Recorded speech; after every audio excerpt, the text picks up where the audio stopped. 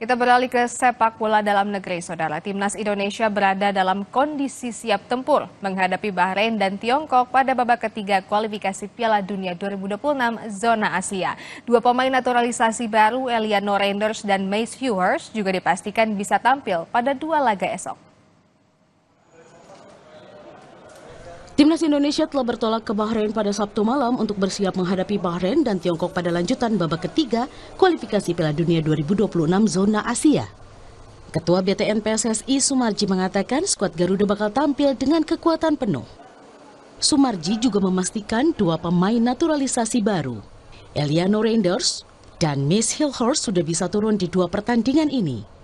Kehadiran mereka diharapkan memperbesar peluang tim Merah Putih untuk mendapatkan poin penuh melawan Bahrain dan Tiongkok. Sudah. Eliano dan Mes sudah terdaftar di skuad yang ada di kita. Dari 50 pemain yang kita daftarin, namanya dia sudah ada. Sudah. Pak Ketum datang memberikan motivasi kepada kita semuanya, ya, baik para pemain, termasuk berbicara khusus kepada Coach Sintayong, yang pada intinya pertandingan lawan Bahrain dan lawan Cina itu harus bisa mendapatkan poin ya, harapannya keduanya bisa masing-masing dapat 3 poin, jadi kita bisa dapat 6 poin. Setelah menjalani dua laga tandang, selanjutnya Indonesia akan kembali bermain di kandang dengan menjamu Jepang dan Arab Saudi 15 dan 19 November 2024. Rinintani Kenbon dan Wicaksono, Kompas TV, Jakarta. Manajer Timnas Indonesia Sumardi menyebut beberapa penggawa Timnas Indonesia masih dalam kondisi pemulihan akibat mengalami cedera ringan jelang duel kontra Bahrain dan Tiongkok. Dia yakin kondisi mereka sudah pulih sebelum pertandingan pertama pada 10 Oktober mendatang.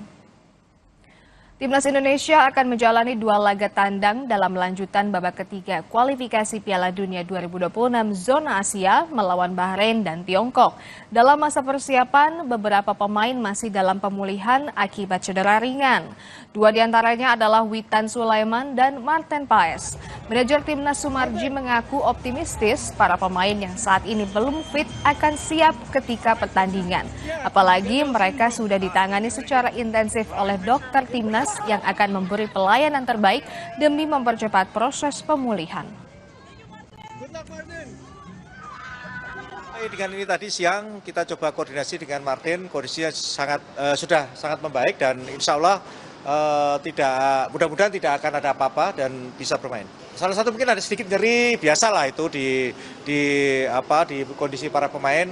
Yakinlah insya Allah kalau sudah dipegang sama dokter Timnas pasti kondisinya cepat membaik. Kembali diperkuat sang kapten Boas Salosa, Persipura Jayapura memasang target tinggi untuk mengalahkan tuan rumah Gresik United sekaligus memutus hasil tak pernah menang di Liga 2.